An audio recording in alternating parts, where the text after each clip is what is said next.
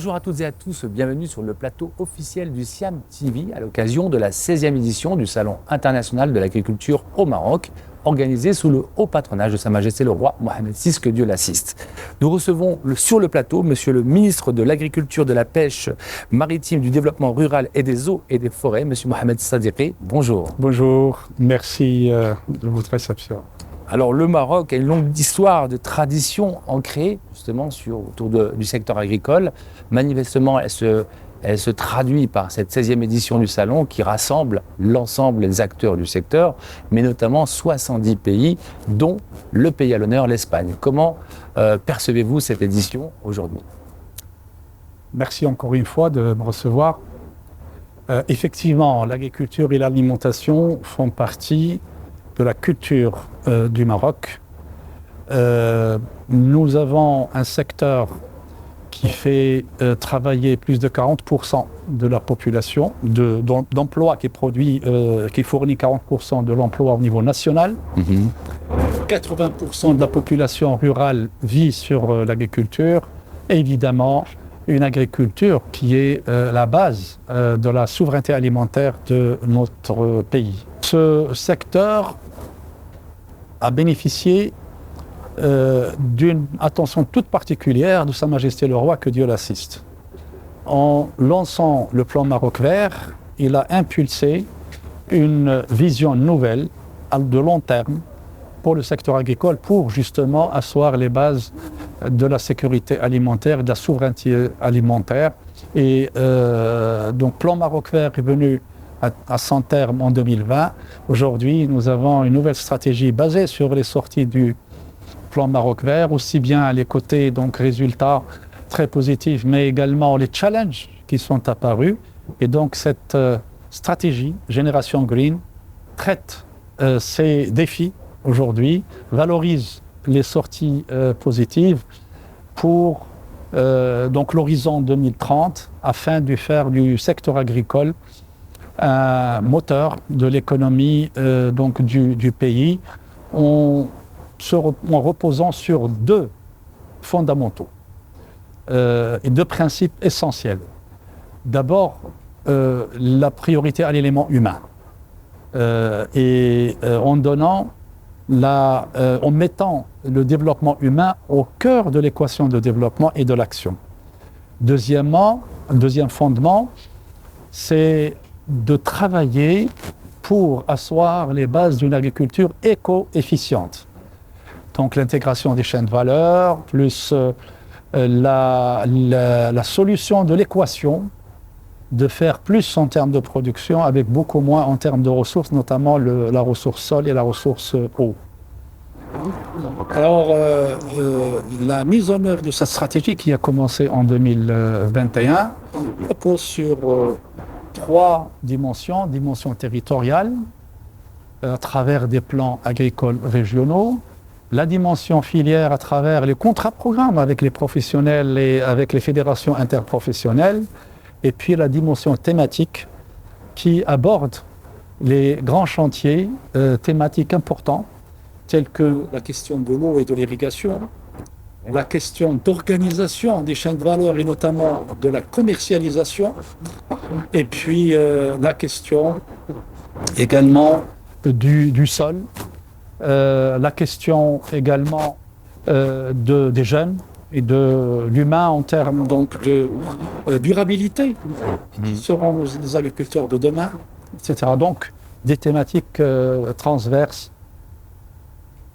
Aujourd'hui, nous sommes donc la marche est sur les 3 dernières années. On peut dire que donc, le bilan est très très positif. Alors cette période est marquée par une sécheresse jamais connue, tout à fait. Contexte très particulier, un contexte qui est violent en termes donc d'extrêmes, surtout de sécheresse et de température. Et ce qui nous a permis d'intégrer un certain nombre d'éléments de ce contexte dans la mise en œuvre, dans ces plans de déclinaison de la stratégie. Alors tout à fait. Monsieur le ministre, vous l'évoquez effectivement à travers le thème climat et agriculture pour des systèmes de production durables et résilients. Alors notamment, nous avons remarqué durant ce salon que la plupart des pays africains avaient beaucoup d'attentes auprès du Royaume du Maroc qu'ils considèrent aujourd'hui comme un modèle. Et justement, d'où le choix que nous avons, le choix du thème de cette 16e édition, climat et agriculture, pour des systèmes de production résilients et tolérants à la sécheresse. Résilience veut dire tout simplement faire face et tamponner les effets des chocs, parce que nous sommes vraiment devant des chocs climatiques. Et pour ça, donc, il faut avoir les capacités pour rebondir. Et donc ce thème est extrêmement important, ce qui a donné du corps vraiment à cette édition, et qui a attiré beaucoup d'intérêt, tant au niveau national qu'au niveau international, notamment des pays africains et des pays méditerranéens qui vivent les mêmes problématiques. Donc nous avons eu la visite de délégations dirigées, présidées par des ministres de la France et de l'Espagne. L'Espagne étant un pays à l'honneur de cette édition, parce qu'il connaît les mêmes problématiques que nous. Nous avons eu le ministre de la Roumanie, nous avons eu la vice-présidente du Parlement tchèque avec toute une délégation de parlementaires qui s'intéressent donc à la problématique également. Et évidemment, nous avons eu une vingtaine de ministres africains, plus de très hauts responsables de plusieurs pays. Et donc cette thématique, d'abord, a été traitée par les expositions. Nous avons vu les technologies nouvelles, beaucoup de techniques et d'approches de maîtrise de l'eau d'irrigation en termes d'économie d'eau. Nous avons vu des sociétés de plusieurs pays. D'ailleurs, nous avons 70 pays qui exposent, et donc beaucoup de technologies de différents pays et qui portent sur la question donc de l'eau, de l'irrigation, l'économie de l'eau, la gestion, la télégestion de l'eau. Et puis nous avons vu également toute la question des analyses, l'analyse du végétal, l'analyse du sol. Nous avons vu des approches pour maintenir la fertilité du sol également, plusieurs techniques, plusieurs approches, de nouveaux services offerts donc au secteur, et surtout des technologies, des services qui sont basés sur le digital. Alors justement, en parlant de technologie, vous avez annoncé mise en place une nouveauté avec l'agro-digital, le pôle digital soutenu par votre ministère, et qui lie des relais avec les différents ministères, notamment le ministère de la Transition. Très bien. Exactement. Donc l'une des grandes nouveautés justement, c'est le digital. Le digital et toutes les techniques et technologies à base du digital, dont l'intelligence artificielle. Toutes les techniques et les technologies de l'intelligence artificielle sont basées sur le digital.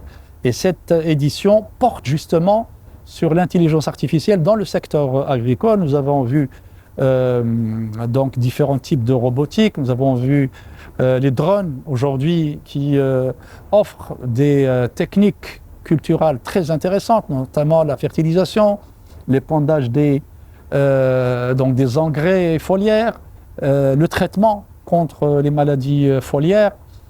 Et donc le digital dans le secteur agricole, dans le futur, déjà maintenant, mais dans le futur, va contribuer à plus de 30%, de 30 à 35% de la croissance économique du secteur agricole.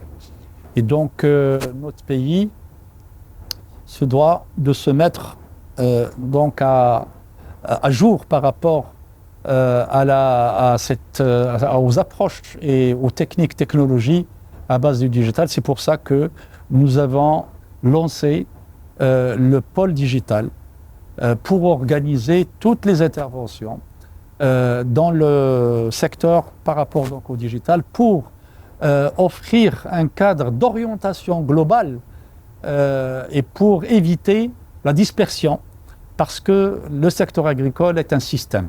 Et un système veut dire qu'il y a des relations, il y a des entités, il y a des segments, etc. Mais tout doit être coordonné d'une manière harmonieuse. Et c'est pour ça que nous avons créé ce pôle, qui est une structure intelligente, puisqu'il mobilise toutes les compétences, tout en offrant donc, la flexibilité de contribution, de travail, et puis surtout, il encourage et il mobilise les startups, la créativité, les jeunes. Et donc, on a vu ça donc, dans le pôle. Donc, ce pôle a été exposé d'une manière harmonieuse également, puisqu'on a réservé tout un pavillon, un grand pavillon, et avec tout un ensemble aussi d'activités. On a vu le Attaquant ce matin, nous avons vu c'est une coopération avec les Nations Unies. Les lauréats vont aller à New York, etc. Et donc c'est un encouragement de la créativité et stimuler cette créativité en libérant les énergies des jeunes, en leur donnant donc confiance. Ça c'est extrêmement important. Nous avons vu hier les masterclass, la formation, avec des certificats et tout ça, si vous voulez. Puis nous avons eu Agro IT Days dans sa 4e édition, et donc toute une mobilisation de l'écosystème du digital, d'abord des professionnels du digital, mais de l'autre côté, des professionnels du secteur agricole. Et donc voilà, c'est une marche extrêmement importante sur la bonne voie. Et je suis certain que l'année prochaine, ce pôle va être multiplié par 2 ou 3, car ceux qui demandent à intégrer et puis surtout à venir exposer sont très nombreux et de plus en plus diversifiés. On aura également certainement des demandes étrangères. Eh bien, merci, Monsieur le ministre de l'Agriculture, de la Pêche maritime, du Développement rural et des eaux et forêts, Monsieur Mohamed Sadiqi. Merci pour le succès et le travail incroyable qui a été fait sur cette 16e édition. Vous retrouvez toute l'actualité du salon sur les réseaux sociaux et n'hésitez pas à aller sur le site salon-agriculture.ma pour plus d'informations. Merci beaucoup pour votre accompagnement du salon également. Merci.